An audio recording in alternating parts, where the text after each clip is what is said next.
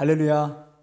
이 땅 가운데 오셔서 헌신함으로 나아가신 그 예수님을 묵상하며 또 금식하며 예배하며 나아갈 때 우리의 입술로 내가 그 사랑을 알았노라 고백할 수 있는 우리 모두가 되길 주님의 이름으로 바랍니다. 우리 함께 찬양 드립니다. 하나님께로 더 가까이.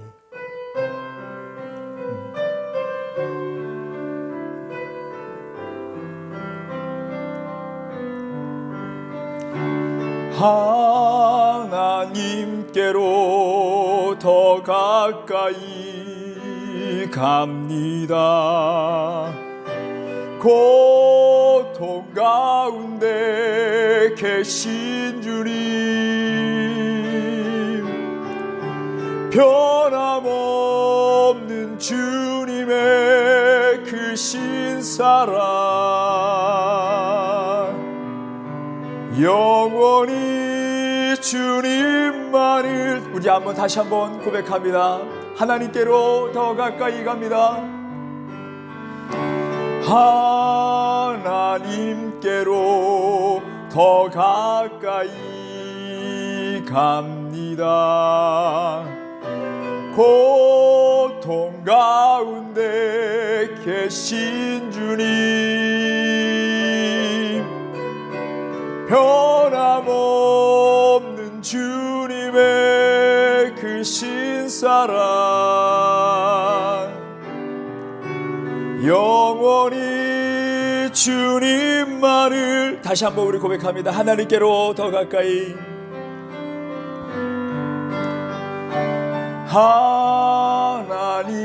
하나님께로 더 가까이 갑니다.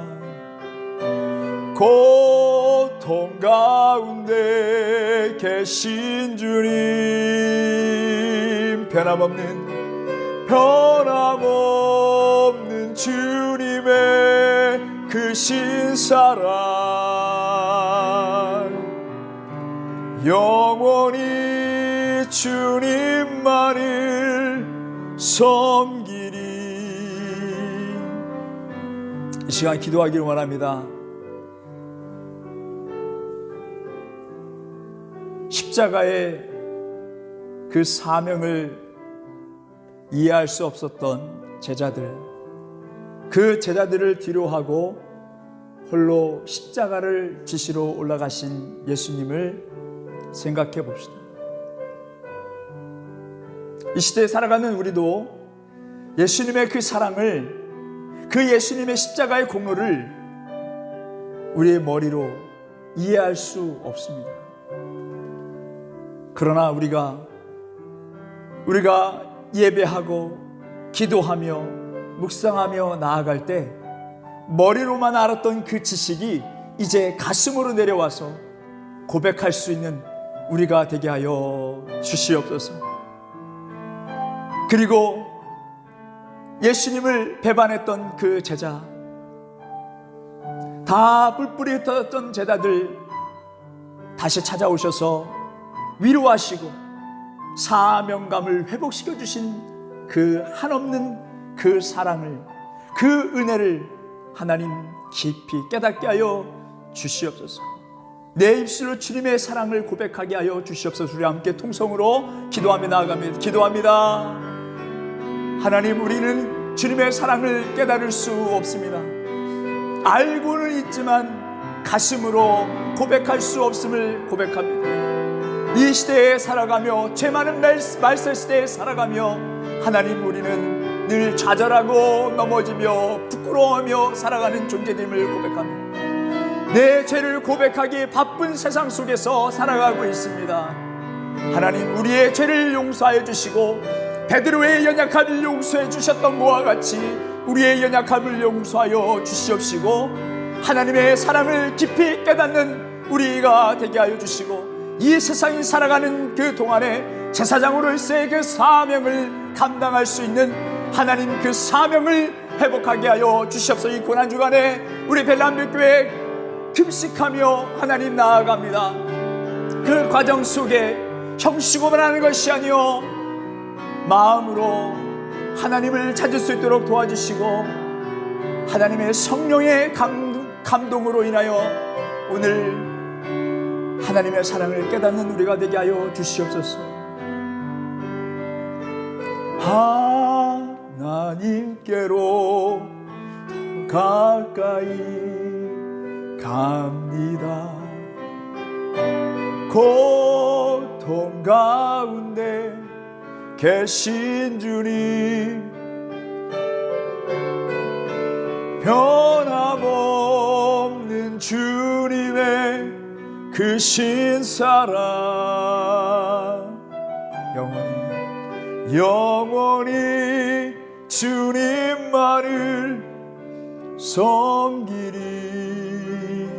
큰 영광 중에 큰 영광 중에 계신 나 찬송합니다.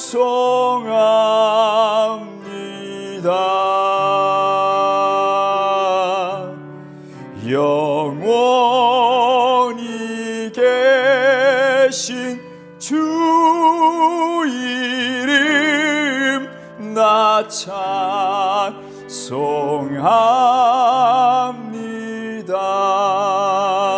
한없이 그 신능력을 나 찬송합니다.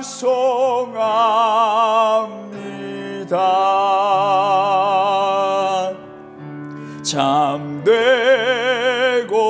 미쁜 그 언약 나 합니다.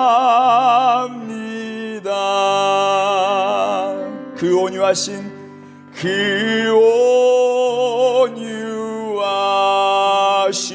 주 날 불러주시고 날 불러주시고 그 품에 품어주시니 나 찬송합니다.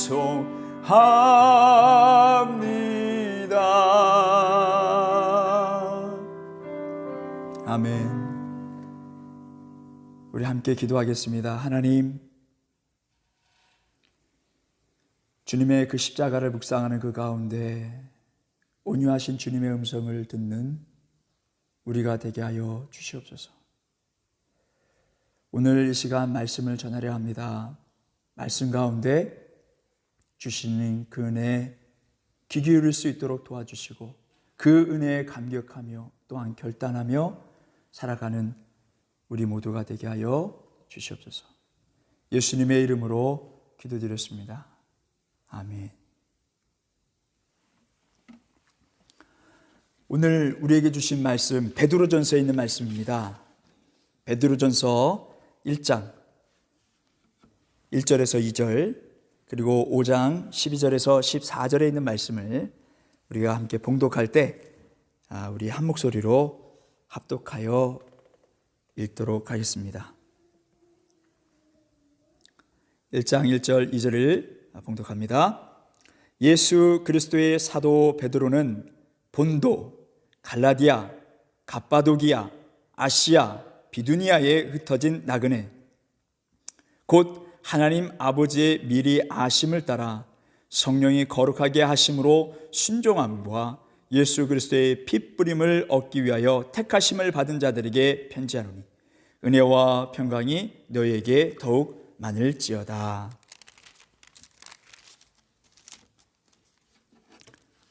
(5장) 12절에서 14절 합독합니다. 내가 신실한 형제로 아는 실루안으로 말미암아 너희에게 간단히 써서 권하고 이것이 하나님의 참된 은혜임을 증언하노니 너희는 이 은혜에 굳게 서라. 택하심을 함께 받은 바벨론에 있는 교회가 너희에게 문안하고 내 아들 마가도 그리하느니라. 너희는 사랑의 입맞춤으로 서로 문안하라. 그리스도 안에 있는 너희 모든 이에게 평강이 있을지어다. 아멘. 하나님이 끝내 이루어 주십니다 라는 제목으로 하나님 말씀 전하겠습니다. 베드로 전서를 쓴 이 베드로는 어부였습니다. 어부의 삶을 삶을 살아가는데 예수님께서 그를 택하여 주시고 제자로 불러주셨어요.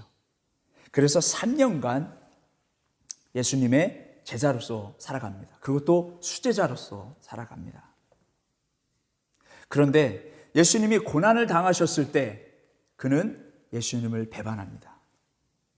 그럼에도 불구하고 예수님은 그에게 나타나셔서 그를 다시 한번 불러주십니다.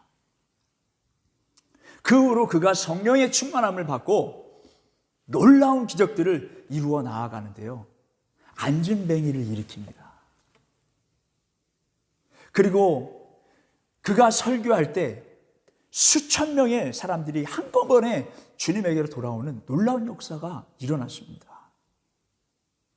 그뿐만이 아니라 아나니아하고 삽비라가 하나님의 그 성전을 향해서 거짓말했을 때 그것을 알고요. 그들을 하나님의 말씀으로 훈계하는 것을 보게 됩니다. 그리고 베드로 서신, 이러한 서신들을 통해서 아시아 곳곳에 퍼져 있는 나그네, 그리스도인들이 흩어져 있는 그리스도인들을 향해서 하나님의 말씀을 전함으로 그들을 잘 양육해 나아가고 권면하며 나아가는 모습을 보게 됩니다. 바로 그 서신이 오늘 우리가 묵상한 베드로 전후서 말씀입니다. 이 말씀, 이 서신 전후서를 보게 되면 이 서신의 발신지가 로마임을 알 수 있습니다. 베드로전서 5장 13절에 있는 말씀을 보게 되면요, 택하심을 함께 받은 바벨론에 있는 교회가 이렇게 이야기하고 있습니다. 이 바벨론은 로마를 이야기합니다. 만약에 로마라는 그 단어를 그대로 고스란히 이 서신에 담았다가는 로마의 핍박이 심한 그때에 더 어려움을 겪을 수 있었기 때문에 바벨론이라고 표현해서 그렇게 쓴 것입니다. 베드로는 로마에서 지금 서신을 쓰고 있다는 것을 알 수 있습니다. 근데 이상한 점이 우린 베드로 하면 예루살렘 교회의 리더격인 베드로라고 알고 있습니다. 그런데 어찌된 일인지 왜 로마에 가 있는 것인가?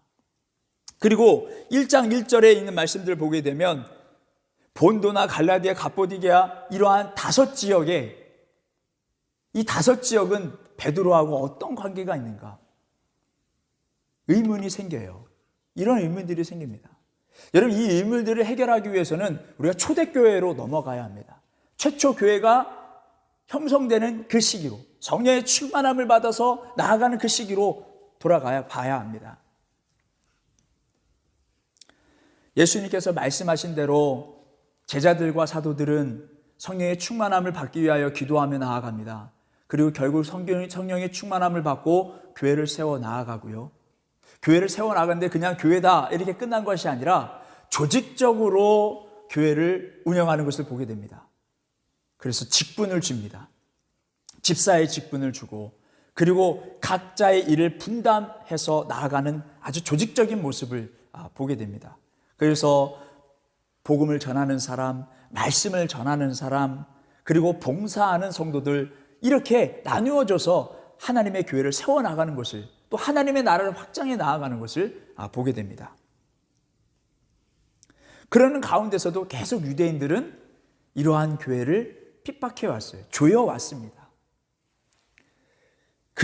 그러한 핍박 가운데 아주 대표적인 사건이 있었습니다. 그 세워진 집사님들 가운데 스데반 집사님이 복음을 전하는데요, 사도행전 7장에서 유대인들을 향해서 그들의 양심이 찔리게 할 만한 그런 복음을 전합니다. 그 진리를 전합니다. 회개하고 돌이킬 수 있는 그런 복음의 기회를 그들에게 전합니다. 그러나 그들은 양심이 너무 찔리고 너무 괴로운 나머지 그를 죽이고자 결단합니다. 이것이 인간의 모습입니다. 그래서 스데반 집사님은 그 순교를 당하게 됩니다. 그 자리에 누가 있었냐면 사도 바울이 있었어요. 사도 바울, 예수님을 아직 영접하기 전에 사도 바울, 사울이라고 이야기를 하죠. 그는 스데반 집사님을 죽이지는 않았어요. 직접 죽이지 않았지만 동조에 따른 것을 알 수 있습니다. 이 일로 인해서 예루살렘에 있는 사도를 제외한 나머지 성도들은 아주 뿔뿔이 흩어졌다라고 말씀하고 있습니다. 사도행전 8장 1절에 보게 되면 유대와 사마리아 곳곳으로 퍼지는 일이 일어났습니다. 사도들은 예루살렘에 그대로 남아있는 것이죠. 6.25 전쟁이 터졌을 때 갑작스럽게 북한군이 쳐들어와서 남쪽으로 계속 후퇴할 수밖에 없었습니다. 그러다 보니까 그 후퇴하는 그 과정 속에 드러나는 것은 미처 피난을 가지 못한 사람들, 그리고 남겨진 교회, 그리고 그 교회를 지키고자 하는 목사들이 드러난 거예요. 나중에 북한 군인들이 다시 후퇴할 때 남겨져 있었던 목사들을 다 잡아갔습니다. 교회를 끝까지 지키고자 노력했던 그 목사들, 그 열정, 그 믿음, 그것을 통해서 예루살렘에 여전히 남아있는 사도들의 그 믿음과 열정을 조금은 이해할 수 있을 것 같아요. 자, 여하튼 사도들은 이렇게 남겨져 있는 상태 속에서, 상황 속에서 성도들은 다 뿔뿔이 터져서 복음을 전하기 시작했습니다. 그러면서 우리가 잘 알고 있는 안디옥 교회 같은 교회들이 형성해져 나아갔어요. 이 안디옥 교회는 어떤 교회였습니까? 사도 바울이 거점을 두고, 거점교회였어요. 거점을 두고 1차 전도여행 갔다 안디옥으로 다시 돌아오면 1차 전도여행이 끝나는 거예요. 또 안디옥에서 출발해서 다시 돌아오는 것이 2차 전도여행이 되는 거예요. 또 3차 돌아왔을 때 이 거점, 이러한 교회들, 성령에 충만한 교회, 선교하는 교회들이 곳곳에 세워졌다라는 것입니다. 자, 이 무렵에 사도 바울이 개종을 합니다. 유대인으로서의 그 삶을 완전히 접어버리고요, 율법주의적 신앙을 완전히 내려놓고 예수님을 만나게 돼요. 사실 여러분, 이 사도 바울이 그리스도인들을 가장 아주 열성적으로 핍박했던 사람입니다. 스데반 집사님 사건 이후에 뿔뿔이 흩어졌던, 곳곳으로 도망다니면서 복음을 전했던 사람들이 끝까지 잡아내가지고 죽이려고 했던 사람이 사도 바울이었어요. 다메섹이라는 곳에 가서 그리스도인 잡아내자 해가지고 막 가는 그 가운데에 예수님이 그를 만나신 거예요. 만나주신 거예요. 너 왜 나를 이렇게 박해하느냐? 그 누구냐고 물어보니까 네가 핍박하는 예수다라고 말씀하셨어요. 그 눈이 보이지 않았어요. 그때 이후로. 그 사람들에 의해서 다메섹에 이제 들어가게 됐고, 하나님께서는 그 지역의 제자들 가운데 아나니아라는 사람을 통해서 기도받게 하시고 그를 통해서 눈을 뜨게 했습니다. 그리고 사명자로서 변하게 되는 것이죠. 이러한 그 핍박의 그 시간 속에서 사도 바울은 예수님을 만나서 그리스도인이 되는 역사가 일어났습니다. 근데 시간이 더 가면 갈수록 핍박은 잦아들지 않고 더 심해졌어요. 로마 황제의 명을 받들어서 유다 지역을 다스렸던 헤롯 아그리파 1세는 사도들 중에 사도 야고보를 잡아 죽입니다. 그랬더니 유대인들이 상당히 좋아하는 거예요. 그러니까 이 헤롯 아그리파 1세는 베드로까지 한번 죽여보자. 왜냐? 유다의 사람들의 그런 지지를 받으면 자기 입지가 더욱더 견고히 쓸 수 있으니까요. 그래서 베드로를 잡으려고 했던 것입니다. 이 헤롯 아그리파 1세는 예수님 탄생하셨던 그 당시 헤롯 왕의 손자였어요. 그 왕이 이제 베드로까지 한번 죽여보려고, 자기 정치적으로 한번 일어나 보려고 그렇게 술수를 쓴 것입니다. 그런데 하나님께서 베드로를 살려주셨어요. 그 옥에서 구출해 주셨습니다. 구해내 주셨어요.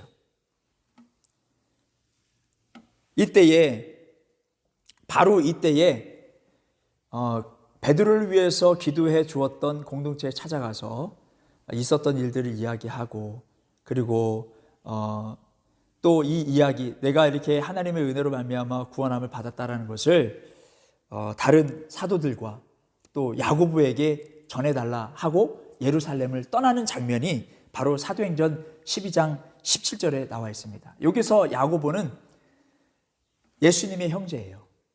그 아까 순교한 야고보와는 달라요. 예수님의 형제인 야고보와 그리고 다른 형제 사도들에게 이렇게 내가 이렇게 구원함을 받았다라는 것을 전해다오 하고는 이 예루살렘을 떠나게 됩니다. 그 이후로 이 신약 전체적으로 봤을 때 베드로가 어디서 어떻게, 마치 바울이 어디서 어떻게 이동했고 또 어떤 사역을 했는지에 대해서 정확하게 나와 있지만 베드로는 그게 나와 있지 않아요. 단지 곳곳에 몇 군데 말씀들을 통해서 추측할 수 있습니다.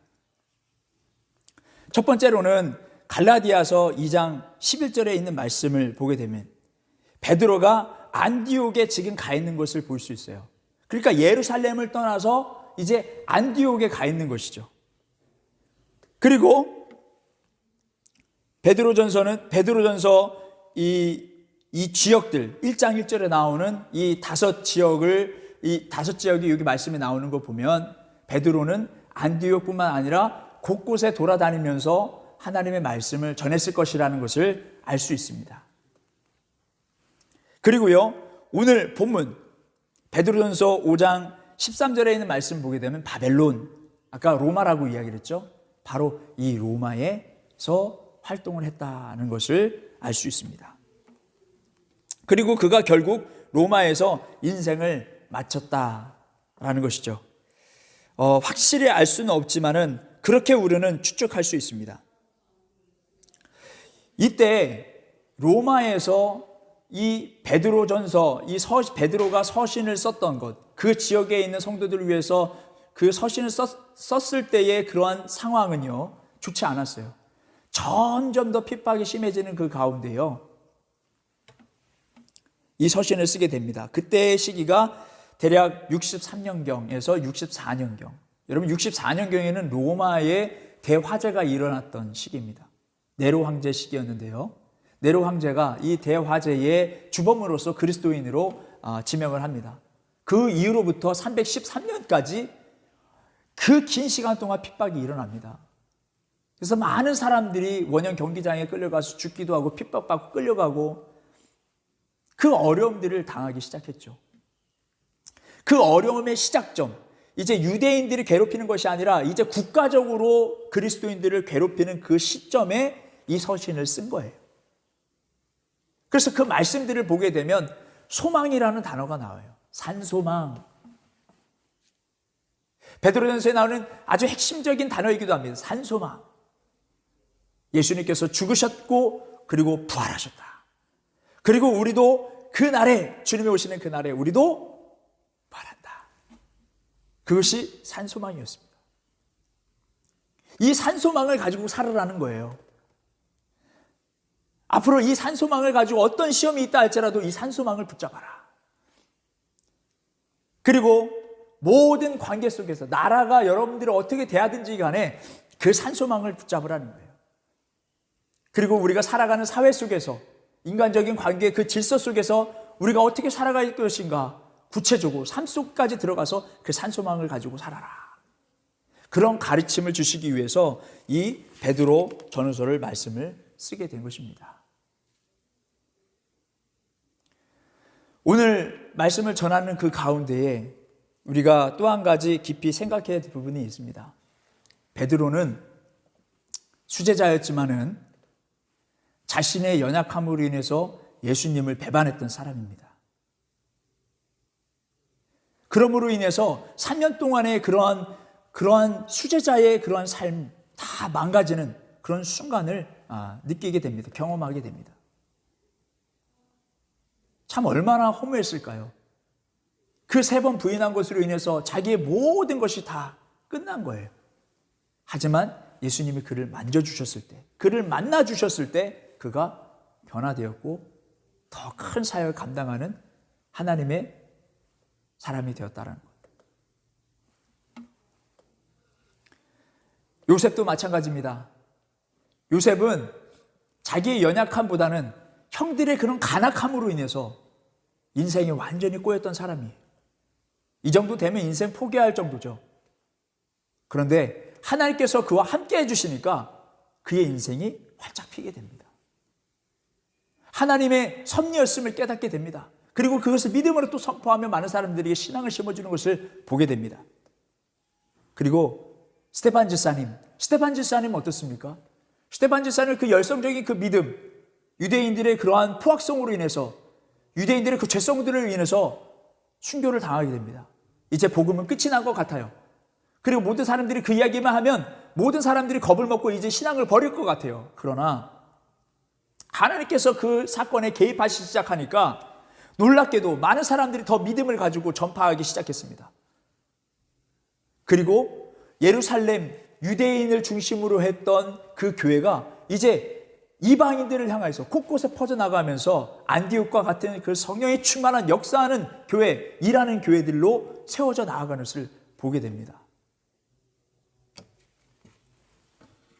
오늘날 우리는 코로나 사태로 인해서 많이 두려워하고 있고 걱정하고 있고 이렇게 하루하루 지내고 있으면서 좋지 않은 생각들이 자주 들 때가 있습니다. 그러나 우리는 믿음을 가져야 돼요. 하나님, 이 사건 가운데 하나님께서 만나 주시옵소서. 하나님께서 만나 주시면 이것을 변화시켜 주실 줄 믿습니다. 합력하여 선으로 변화시켜 주실 줄 믿습니다. 우리가 그렇게 기도하는 거예요. 특별히 많은 사람들이, 하나님을 알지 못하는 사람들이 하나님을 알아갈 수 있도록 우리가 기도해야 될 것입니다. 사람들이 더욱더 겸손해지고 생과사를 주관하시는 하나님을 이제는 인정하고 하나님께 나아갈 수 있는 성도들이 되게 해달라고 우리가 기도해야 될 것입니다. 또 뿐만 아니라 우리의 삶 속에 나의 연약함으로 인해서 나의 그런 결단력 없는 그러한 삶을 통해서 지금까지 이루어졌던 여러 가지 결과물들로 인해서 근심하고 걱정하고 후회하고 있다면, 또는 다른 타인으로 인해서, 다른 사람들로 인해서 많은 어려움을 당하고 괴로움을 당하고 있으면서 그 사람들이 주장하는 대로 끌려왔던 인생이라고 보여지는 인생을 살고 있다면 여러분 기도하십시오. 하나님이 만져주시면 합력하여 선을 이루실 줄 믿습니다. 그 일을 행하시는 여호와 하나님께 맡기십시오. 하나님께서 끝내 이루어 주실 것입니다. 우리가 할 수 없었던, 우리가 계획할 수 없었던 일들을 하나님께서 행하여 주실 줄 믿습니다. 오늘 이 말씀들을 우리 기억하면서 이 찬양을 부르고 함께 기도하는 시간을 갖도록 하겠습니다. 하나님 만지시면 새날이 될 수 있습니다. 새롭게 변화될 수 있습니다. 그 믿음을 가지고 우리 함께 찬양 드리겠습니다. 부흥 찬양 드립니다.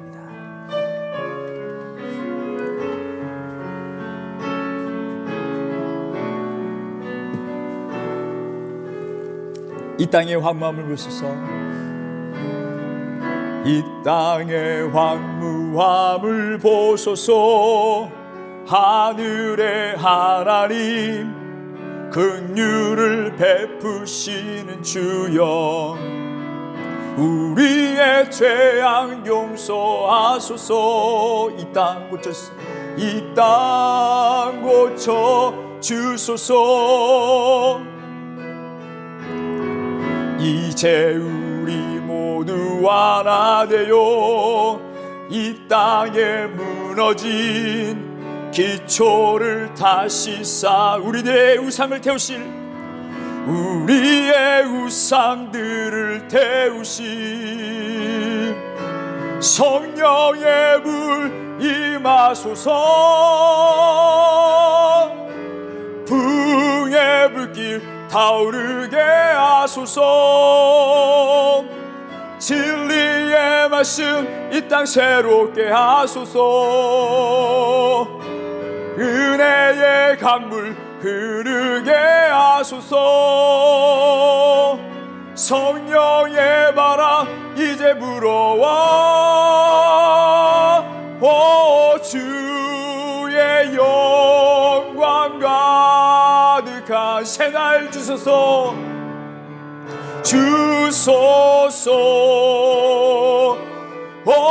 주님 나라 이 땅에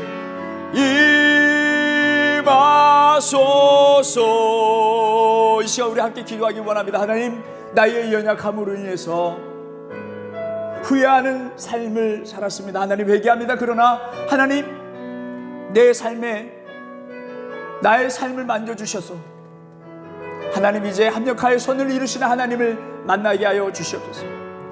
다른 사람의 주장으로 이끌어졌던 나의 인생 다 끝난 것 같지만 하나님을 만나시면 새롭게 변화될 줄 믿습니다. 새날이 될 줄 믿습니다.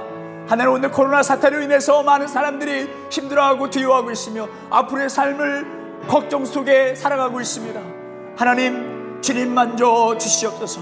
주님 만져 주셔서 하나님 합력하여 선을 이루어 나가는 하나님을 우리가 두 눈으로 보게 하여 주시옵소서. 우리 함께 통성으로 기도합니다. 하나님 역사해 주시기 원합니다. 하나님, 합력하여 선을 이루시는 여호와 하나님, 아무리 인간의 연약성으로 인해서 부족함으로 때로는 하나님을 모른다 하고 도망갔던 우리의 인생들, 하나님이 주장하는 것이 아니라 내 입술로 고백하지만은 결국에는 나의 주장과 나의 생각으로 이끌어왔던 내 인생의 삶을 돌아보면 하나님 후회하는 것이 너무나도 많은 그 가운데 있습니다. 하나님, 불쌍히 여겨주시고 이제 주님을 만나길 원하오니 주님 만나 주시옵소서. 베드로를 만나 주셨던 것과 같이 그의 삶을 180도 변화시켜 주셨던 것과 같이 하나님의 도구요, 하나님의 군사로서 삶을 살아갈 수 있도록 하나님 역사하여 주시옵소서. 우리의 삶 가운데 무너졌던 모든 것들이 다시 일어나는 이자 우리가 불렀던 찬양과 같이 다시 부흥되게 하시고 일어나게 하여 주셔서 하나님, 우리에게 새날을 보여주시고 인도하여 주시옵소서. 하나님, 땅 가운데 많은 두려움을 떠나가게 해 주시고 많은 사람들이 하나님을 바라보는 겸손한 삶이 하나님 시작되게 하여 주시옵소서. 다시 한번 부흥이 일어나는 시대가 있게 하여 주시옵소서. 살아계신 우리 주 예수 그리스도의 이름으로 간절히 기도드렸습니다.